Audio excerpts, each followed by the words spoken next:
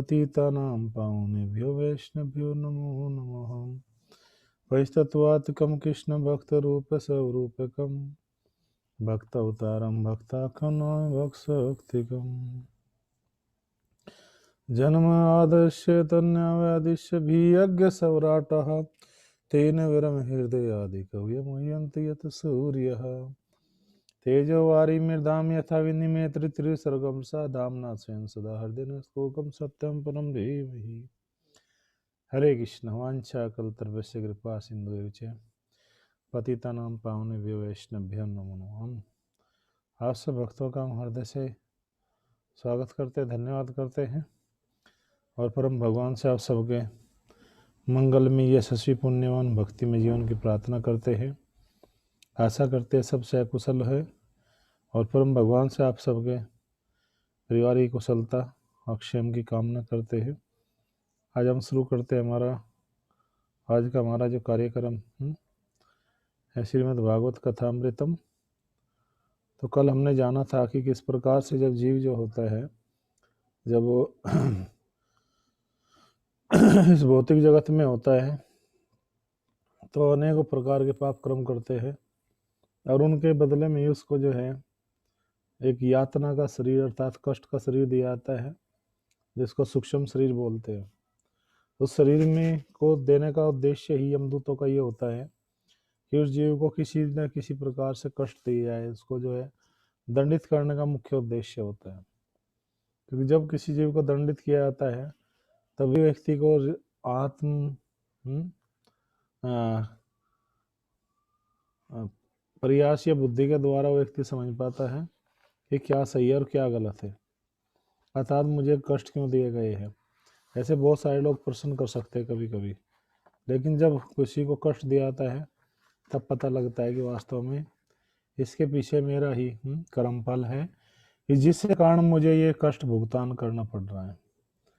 तो इसलिए बहुत सारे अलग अलग 28 प्रकार के नरकों का वर्णन हम थोड़ा थोड़ा बताते हुए चल रहे हैं ताकि सब अच्छी तरह से रिलाई हो सके। तो यहाँ पर बताया गया जब उस जीव को यमदूतों के द्वारा जो है ले जाया जाता है, खींच कर ले जा रहा है, वो आगे श्रृंखला चल रही है, उसको खींच कर ले जाता है, उसको कुचला दबाया जाता है और उनके हाथों से वह जो है यमदूतों के हाथों में वो जीव जो है फिर एक तरह से कांपता रहता है, डरता रहता है, भयभीत रहता है, चिंतित रहता है। रास्ते में जाते समय जब उसको खींच कर ले जा रहे होते उस समय कुत्ते उसको काटने लगते हैं।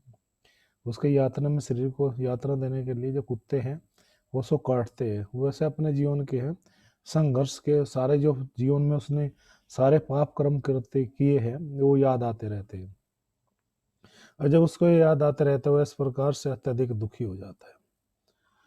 उन सब बातों को सबको याद करके जो उसने पाप कर्म किए थे उन सबको याद करके वो दुखी हो जाता है और अपराधी को चिल्लाते हुए धूप में गर्म बालू पर जो रास्ते में होकर के जाना पड़ता है। जो अपराधी होता है वो चिल्लाते हुए धूप होती है, बड़ी कड़क धूप होती है। यहाँ के जो सूर्य देव की जो गर्मी है इससे हजारों गुना भयानक गर्मी का वहाँ पर जो है जीव को एहसास कराया जाता है और जो है इसको जो है धूप होती है, गर्म बालू होती है, गर्म रेत पर उसको खींच कर ले जाया जाता है। दोनों ओर जो है दावाग्नि जलती रहती है। दोनों रास्ते के जिस रास्ते खींच कर ले आता है गर्म बालू होती है, रेत होता है, उसके दोनों साइड में दावाग्नि बड़ी भयानक जो जंगल में लगने वाली आग है, दावानल जो होती है वो जलती रहती है। चलने में वो असमर्थ होता है, जो है उसको जब वो चलने में असमर्थ होता नहीं चल पाता ऐसा जीव जिसने पाप कर्म किए है जीवन में, तो उसके ऊपर कोड़े लगते हैं, कोड़े पड़ते हैं उसको और कोड़े मारे जाते हैं। यमदूत उसको कोड़े बरसाने लगते हैं। वह भूख और प्यास से जो है व्याकुल हो जाता है और दुर्भाग्यवश रास्ते भर न तो उसको कहीं जल मिल पाता है पीने के लिए, न तो उसको जल मिलता है। यमदूत उसको कोई भी जल नहीं देते पीने के लिए। जब वो रास्ते भर जाता है, चिल्लाता है, दुखी होता है और साथ ही साथ जो है वो जब जीव जो है चिल्लाता है, परेशान होता है, उसको कोई हरे कृष्णा कोई भी जो है जल नहीं दिया जाता, बल्कि वो चिल्लाता रहता है और ये प्रयास करता रहता है कि किसी प्रकार से ये किन प्रकार जो है मुझे क्या मिल जाए, जल मिल जाए, मुझे जो है थोड़ा मैं प्यास बुझा लूँ। रास्ते में कहीं पर भी उसको जल नहीं दिया जाता और ठहरने के लिए विश्राम करने का कोई स्थान नहीं आता। ना वो विश्राम कर पाता है, आराम ही कर पाता है और नहीं वो जो है व्यक्ति जो है एक तरह से किसी भी जो है मतलब प्रयास से वो अपने आप को भूख प्यास से जो है नहीं बचा पाता। इस प्रकार से उसको कष्ट ही कष्ट दिए जाते हैं। और वह राजा के जो यमराज जी है, ये क्वेश्चन बाद में पहचाने, ठीक है माता जी, अनुपमा माता जी, वो सॉरी गीता जी, जिनका भी क्वेश्चन है ये उनको उर्मिला माता जी बाद में क्वेश्चन करना आप लोग, जब मैं पूछा हूँ क्वेश्चन आंसर उस समय आप बोलते नहीं, उस समय रहना चाहिए ना क्लास में, क्वेश्चन आंसर को टाइम होता है।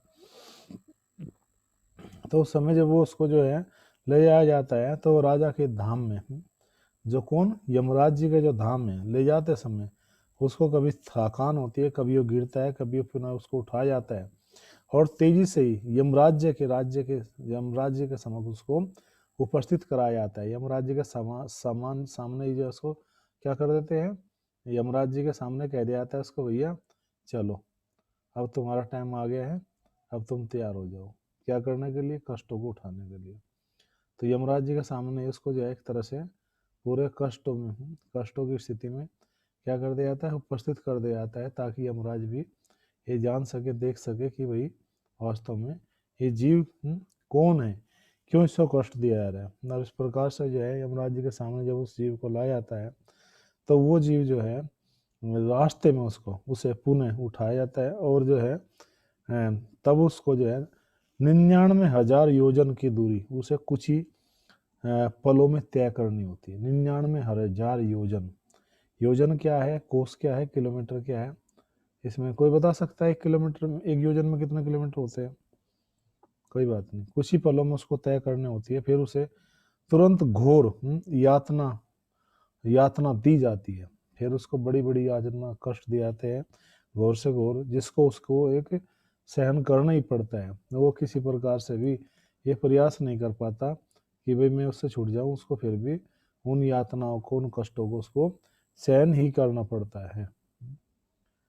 एक योजन जो है आपकी जानकारी के लिए 8 मील के बराबर होता है। किसके बराबर होता है? 8 मील के बराबर होता है। उसे एक लंबा रास्ता तय करना पड़ता है जो लगभग 7,92,000 मील है। इतना लंबा यात्रा उसको बहुत ही कम समय में करनी पड़ती है, जो है 7,92,000 मील। इतनी लंबी दूरी 2 या 3 क्षणों में इसको पार करनी होती है। इतनी तेजी से उसको खींचा था, उतनी तेजी से उसको जो है चलना होता है। क्योंकि 1 मील में, आपकी जानकारी के लिए नोट कर सकते हैं, 1 मील के अंदर 1.5 किलोमीटर होता है। 1.5 किलोमीटर जो है वो 1 मील के अंदर होता है इसकी जो दूरी है। और एक कोस के अंदर 3 किलोमीटर होते हैं। 7 कोस की परिक्रमा है ना कि राज्य की, तो 7 या 21 किलोमीटर की परिक्रमा बनती है। यानी कि एक मील के अंदर 1.5 किलोमीटर होता है और एक कोस के अंदर 3 किलोमीटर होते हैं। नोट करने की बात है। और 18,000 मील प्रति घंटे की चाल से 18,000 मील, तो 18,000 मील की जो है दूरी उसको प्रति घंटे की चाल से यात्रा करनी पड़ती है। इतनी लंबी यात्रा उसकी होती है उस जीव की। जब उसको जो है ले जाया जाता है, हम धन्यवाद करते हैं अपने शशि यादव प्रभु जी का, जो हमारे साथ में उपस्थित है। परम भगवान से उनके मंगल की कामना करते हैं। तो स्वागत है आपका प्रभु। तो उसको 80,000 मील की जो दूरी है प्रति घंटे की दूरी से जो है जीव को कुछ या क्षणों में पार करनी होती है अर्थात। किंतु यहाँ पर हम देखते हैं कि अपराधी कुछ ही सेकंडों में 7,92,000 जो मील की यात्रा है उसको वो पूरी कर लेता है। 7,92,000 की जो मील की यात्रा है उस जीव को यहाँ पर पूरी करनी होती है, क्योंकि एक निश्चित समय होता है उसको चलने का, उससे वो पीछे नहीं रहता। तो ये है कोई आध्यात्मिक विधि नहीं, बल्कि भौतिक गति से ही उसको पार करना होता है। आप यहाँ पर ये मत समझना कि यहाँ कुछ आध्यात्मिक गति मिलती होगी उसको, कुछ विशेष होगा यहाँ पर जाकर के उसको कुछ पोटेंसी मिल जाती होगी, कुछ यमदूतों की कुछ कृपा मिल जाती होगी। नहीं, कृपा तो नहीं मिलती, लेकिन डंडे जरूर पड़ते हैं उसको। इतनी लंबी यात्रा उसको जो करनी पड़ती होगी, वो ये शरीर में यातना वाले शरीर में, जब वो यातना वाला शरीर मिला, सूक्ष्म शरीर, तब उसे जलती ही लकड़ी पर रख देते हैं। थैंक यू प्रभु जी, धन्यवाद शशि जी। तब उस जीव को जो है यमदूत जो है पकड़ करके, जब इतनी लंबी यात्रा कर लेता है, कितनी 7,92,000 मील की वो दूरी कुछ ही पलों में जब तय करता है, उस जीव को पकड़ करके यमदूत क्योंकि यहाँ पर जो पूरा पूरा जो कार्य है यमदूत को यातना देना ही है, कष्ट ही देना है उस जीव को। अब देखो कि हम कैसे स्थिति में जा सकते हैं केवल थोड़ी सी एक गलती करने के कारण। यदि जीवन में थोड़ा सा आत्म संयम नहीं रखेंगे, भक्ति नहीं रखेंगे, तो कैसी स्थिति में हम जा सकते हैं। आगा अपनी मौत से पल की बसर नहीं, सामान 100 बरस का पल की खबर नहीं। किसी भी क्षण किसी के साथ में कब कहाँ जाने कौन सी घटना घट सकती है। जिंदगी के मोड़ पे पता नहीं कौन सी वो शाम आ जाए, जिंदगी के मोड़ पर पता नहीं कौन सी वो शाम हो जाए, और फिर जो है क्या हो जाए। ये हाट बनी है कि यहाँ हर कोई सौदा लेकर के आए, और किसी का माल बिक जाए महंगा, कोई खड़ा खड़ा पछताए रहे। ये संसार तो हाट बनी है कि है, मंडी है। सब्जी मंडी, अनाज मंडी, आजकल मंडी का बड़ा शब्द का यूज हो रहा है, मंडी, किसान। तो भैया ये भी एक मंडी है, संसार भी है। ये संसार हाट में ना बाजार होता है, नाम हाट बोलते हैं ना हम लोग, हाट में ना बाजार। तो उस बाजार में, संसार रूपी इस बाजार में जीव आता है, हर कोई अपना सौदा लेकर के आए, कोई धान, कोई ज्वार, कोई बाजरा, कोई कुछ, कोई कुछ जो है। तो ये सब के सब जो है लेकर के आता है। अब किसी का तो माल बिक जाए महंगा, किसी का भैया एमएसपी बिक जाए माल, तो बहुत अच्छी बात है, खुशी की बात है। अगर एमएसपी पे नहीं बिका उसका माल, तो भैया कोई कंप्लेंट नहीं होगी, कोई भी जो है शिकायत नहीं होगी, वो खड़ा खड़ा उसको पछताना पड़ेगा। संसार ऐसा है। तो ये संसार इस प्रकार से बताया गया है।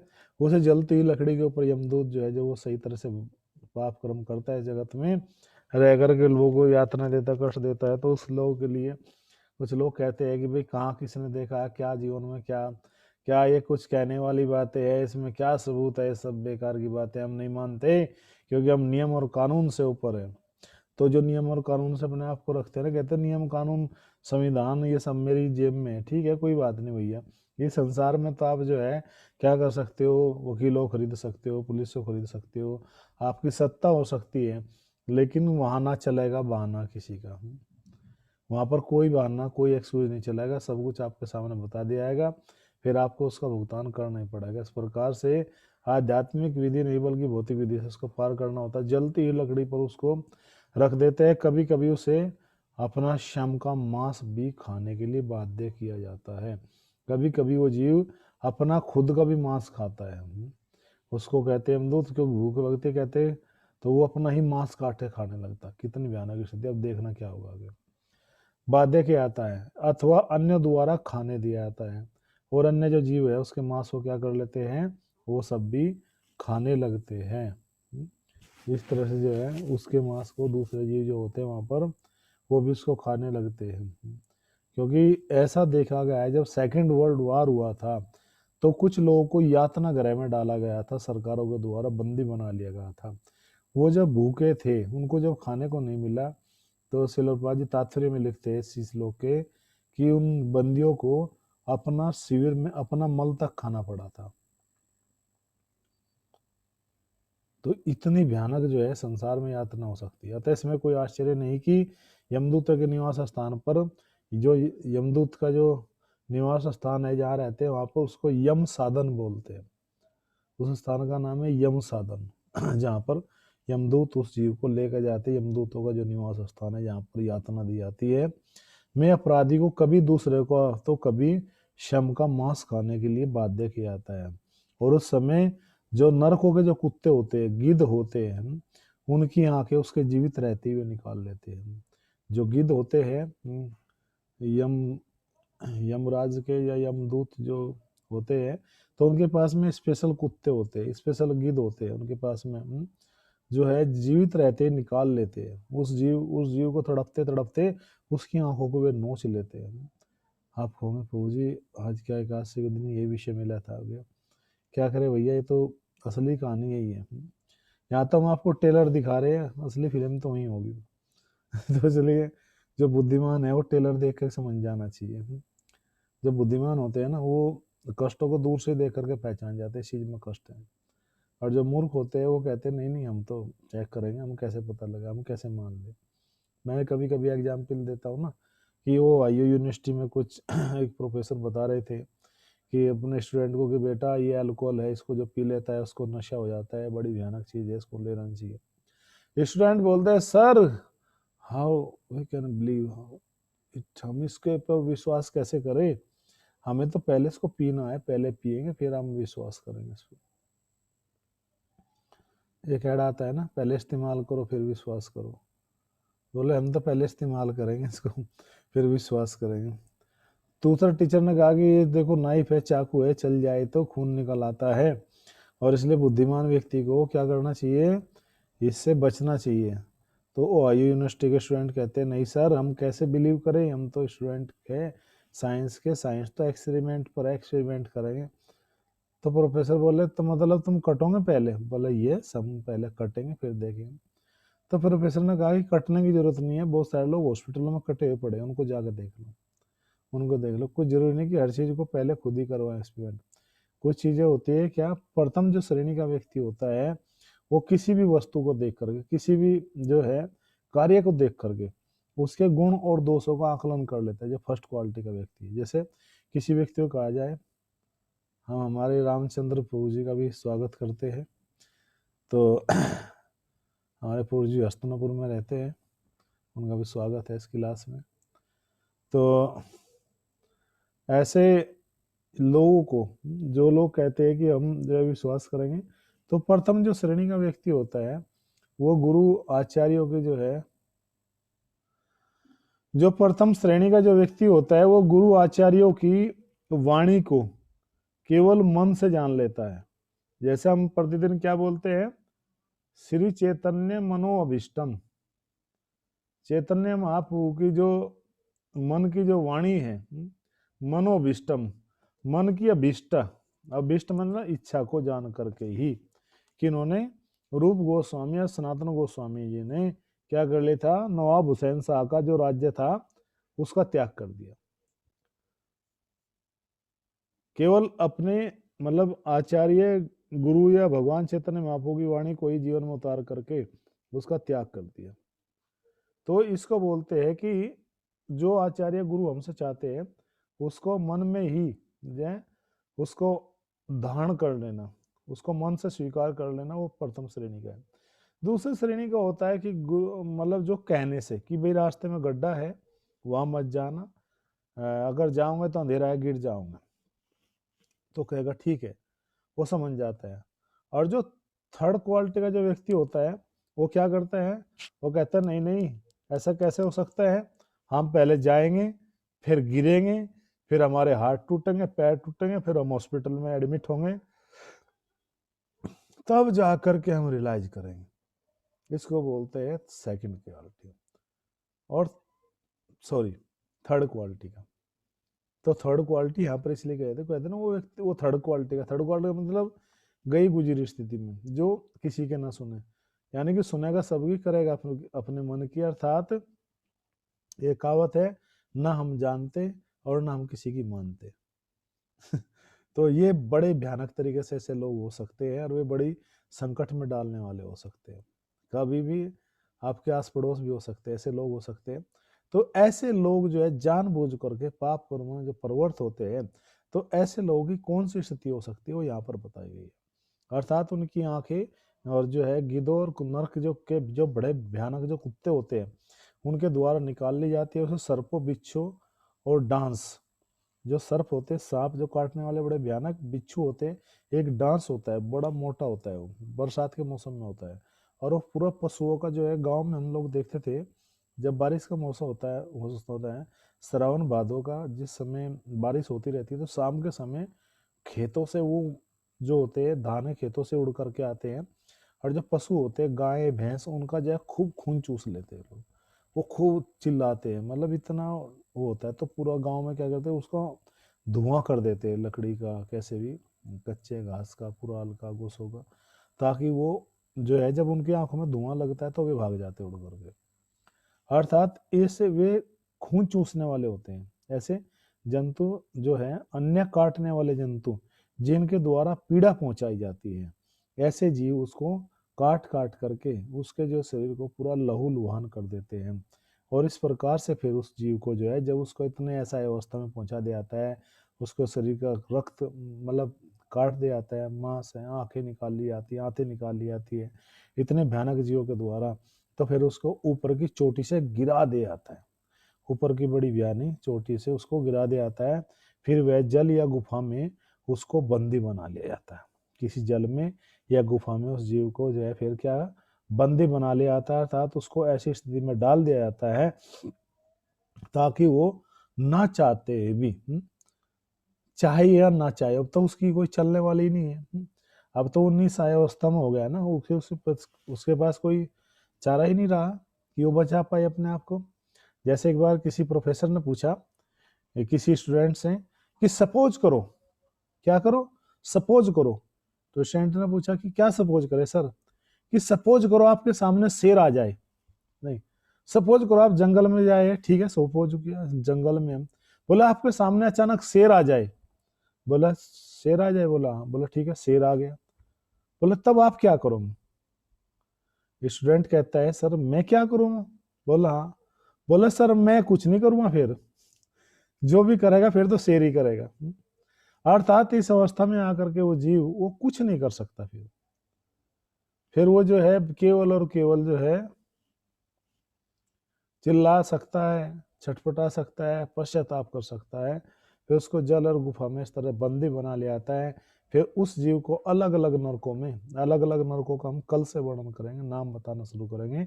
जो 28 प्रकार के नरक है उसमें फिर उसका अगला जन्म में कैसे होता है ये सब हम कल आपको बताएंगे। इतना कहते आप सब भक्तों का धन्यवाद। हरे कृष्णा। और क्योंकि कल जो है अब दूसरा हम इस क्लास का दूसरा पार्ट शुरू करते हैं, क्योंकि थोड़ा सा आज हमें बताना है आपसे। आज की एकादशी उत्सव है, एकादशी महोत्सव है, और आज की जो एकादशी है उसका नाम है उत्पन्न एकादशी। अर्थात आज की दिन एकादशी जो है, जो ये जो मार्गशीर्ष का जो महीना है, जो महीना चल रहा है, इसका नाम है मार्गशीर्ष, जिसको मंगसर भी बोलते हैं। कार्तिक के बाद का जो महीना होता है मार्गशीर्ष आता है, फिर पोष आएगा, फिर माघ आएगा। दो जो महीने होते हैं पोष और माघ, वे अत्यधिक ठंडी के होते हैं। फिर फाल्गुन आता है, वो फरवरी मार्च में होता है, फिर गर्मी होने लगती है। तो ये जो महीना है, इस महीने में जो एकादशी है आज की, इसका नाम है उत्पन्न एकादशी। ये एकादशी जो उत्पन्न हुई थी, आज ही के दिन एकादशी देवी प्रकट हुई थी इस धरा पर। कब हुई थी? जब अनेकों जो है दुष्टों के द्वारा, असुरों के द्वारा पूरा अत्याचार सृष्टि मचा दिया गया, तो सब लोग बड़े दुखी थे, बड़े त्राईमाम थे सभी जीव जो है, सभी देवता, सब लोग बड़े परेशान होकर के, शायद कुछ लोग नए होंगे उनके लिए भी है, और जिन्होंने सुन रखी है अच्छी बात है पहले कथा, तो सबके लिए बता रहे हैं।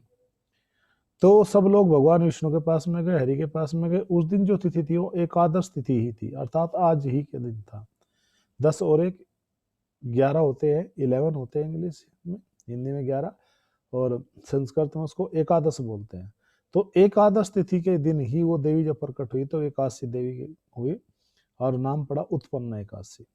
तो वो मारने के लिए उन जीव दुष्टों को जैसे दौड़ी, तो वे जा करके जिन्होंने पाप कर्म किए थे, तो महात्म्य में बताया गया है, यदि कोई इस एकादशी को बड़े विधि से, बड़े प्रयत्न से करता है, तो उसको जो है इस जीव ने भगवत भक्ति के साथ में अगले जन्म में भगवान श्री हरि के चरणों के शरण ग्रहण करता है, तो वो भगवत धाम को प्राप्त होता है।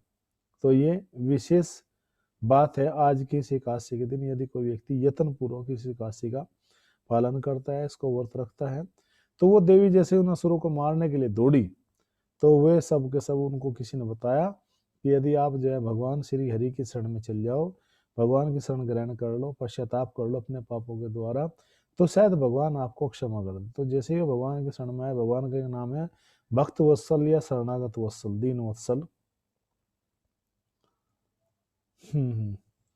हाँ बिल्कुल, मूरा नामक असुर भी, यस बिल्कुल सही कहा आपने। तो उन असुरों को जैसे मारने के लिए दौड़ी, तो वे उनसे कहा भगवान ने कि देखो यदि तुम अन्न में प्रवेश कर जाओगे तो देवी तुम्हारा कुछ नहीं बिगाड़ेगी, क्योंकि आज के दिन अर्थात एकादशी के दिन जो हम अन्न नहीं खाते हैं, बहुत सारे लोग पूछते हैं कि अन्न क्यों नहीं खाया था, इसलिए नहीं खाया जाता क्योंकि एकादशी के दिन जो सारा जो पाप होता है वो अन्न के अंदर प्रवेश कर जाता है, सारा पाप अन्न में आ जाता है। तो एकादशी के दिन कभी भी अन्न नहीं ग्रहण करना चाहिए, अन्न नहीं खाना चाहिए, क्योंकि इन जो है में हजारों गुना लाखों गुना क्या होता है, पाप होता है। तो पाप से बचने के लिए हमें अन्न को त्याग करना होता है। तो अन्न में जैसे प्रवेश किया तो एकादशी देवी से फिर वरदान मांगा कि जो व्यक्ति एकादशी के दिन जो है क्या है, युधिष्ठिर महाराज को भगवान श्री कृष्ण बता रहे हैं, जो लोग यत्न पूर्वक विधि से जो है क्या करते हैं, पालन करते हैं, भगवत भक्ति करते हैं, कथा कीर्तन सुनते हैं, तो एकादशी देवी उनको कभी भी कष्ट नहीं देती है, बल्कि उनके ऊपर जो देवी है वो कष्ट नहीं देती, बल्कि ये एकादशी जो तिथि है ये माधव तिथि है, भक्ति को जन्म देने में, माधव तिथि भक्ति जननी, ये भक्ति की जननी है, भक्ति को जन्म देने वाली है। जो कोई यत्न पूर्वक विधि पूर्वक इस भगवान के एकादशी का पालन करता है तो उस व्यक्ति को इस जन्म के में भक्ति करते अगले जन्म में भगवत धाम की प्राप्ति होती है। तो आज के दिन ये उत्पन्न एकादशी सभी लोगों के लिए बहुत महत्वपूर्ण है। अब के लिए जो है थोड़ी सी समस्या आ रही है कुछ भक्तों के लिए, बड़े ध्यान से सुन लीजिए। कल जो पारण का जो सुबह समय है वो थोड़ा सा बड़ा मुश्किल हो रहा है, कुछ लोग कन्फ्यूजन है, क्योंकि वो 7:04 से 7:04 के बीच में है, अर्थात 59 सेकंड का टाइम है, ठीक है ना। जैसे ही 7 जो है 3 हो या 7 बजे ही आप जो है अपने हाथ में कुछ भी अन्न प्रसाद लेकर के, जो भगवान को पहले भोग लगाया गया हो, कुछ भी रखा हो घर में, चावल हो कुछ भी हो, बहुत सारे भक्त लोग जो है जगन्नाथ जी के जो चावल होते हैं जगन्नाथपुरी से, उन चावलों को लेकर के जो है सब भक्त लोग जो है व्रत खोलते। चलो अगर किसी के पास में नहीं है तो वो अभी भी भगवान को ऑफर करके भोग लगा करके रख सकता है, क्योंकि भगवान का व्रत नहीं होता है। कुछ लोगों के मन में कन्फ्यूजन है कि भगवान भी व्रत रखते, भगवान तो अन्न खाते भैया, यहाँ तो पूरा 56 भोग चढ़ता है भगवान को अपने मंदिर में एज इट इज। तो कुछ भी भोग लगा कर आप रख लो, चावल के दाने हो कुछ भी हो जिसमें अन्न हो, उसको 7 बजे हाथ में ले लो। जैसे ही 7:03 हो पूरा जो है उस टाइम को देखो, और 4 होते ही 7:04 होते ही, अर्थात जैसे ही 7:03 59 सेकंड होते ही, 59 के बाद में 60 होते ही 7:04 हो जाएगा। तो तुरंत आपको 7:04 होते ही तुरंत आपको उस अन्न को मुंह में रख लेना है, अर्थात केवल और केवल 59 सेकंड का समय है, और आपको उसको 7:05 से पहले ही उसको खा लेना है। तब ये आपका जो व्रत है वो पूर्ण हो जाएगा, पारण हो जाएगा। फिर उसके बाद में आप अच्छी तरह से जब भी थोड़ा आराम से फिर आराम से आप प्रसाद ग्रहण कर सकते हो। पारण कर लेना है पहले, व्रत तोड़ देना है, प्रसाद आप बाद में ग्रहण कर सकते हो। कभी चक्कर में रोगे तो भोग नहीं लगा ठाकुर जी को, सब्जी बन गई है तो अभी चपाती नहीं बनी या चावल रह गए हैं और पता लगे कि आपका तो समय निकल गया, तो ऐसा कार्य बिल्कुल मत करना। 1 मिनट पहले ही आप जो है अलर्ट रहना, या 2-4 मिनट पहले अलर्ट रहना। 7 बजे का सही अलार्म लगा लो कि 7 बजे मुझे अपने आप को प्रिपेयर करना है, रखना है, अपने हाथ में लेकर के रखना है। जैसे ही 7:04 हो तुरंत जो है इसको खा लो। 7:05 पहले से, अर्थात 7:04 के 59 सेकंड तक वो ख़त्म कर देना है, पारण खत्म हो जाएगा। 59 सेकंड का समय है केवल आप लोगों के पास में। इस बात को बड़े ध्यान से सुन लेना आप लोगों के काम की। कहीं फिर कहोगे प्रभु जी हमारे साथ में ये हो गया, हमने ये नहीं सोचा हमसे होगा, तो वो बिल्कुल भी ठीक नहीं होगा। तो अच्छा ये है कि पहले से ही आपको बता दिया गया है, इस बात को नोट कर लो, अर्थात पल्ले गांठ मार लो कि इस तरह करना है। तो ये विधि है, ये हमने आज को बताई आपको, इस विधि से आप कीजिए। और आपको जय भगवान से आपके इस एकादशी का जिन भक्तों ने व्रत रखा है, इन भक्तों ने संकल्प लिया, उनके लिए भी मंगल की प्रार्थना करते हैं, उनकी एकादशी बड़ी सुंदर हो, सफल हो। तो इतना कहते हैं हम आप सब भक्तों का धन्यवाद करते हैं। हरे कृष्णा। जिस भक्त का जो है कोई क्वेश्चन है, कोई टीका टिप्पणी है, हमने आपका स्पीकर जो है खोल दिया है, और इस पर क्वेश्चन आप कर सकते हैं। इतना कहते हैं आप सब भक्तों को धन्यवाद। जय श्री प्रभुपाद।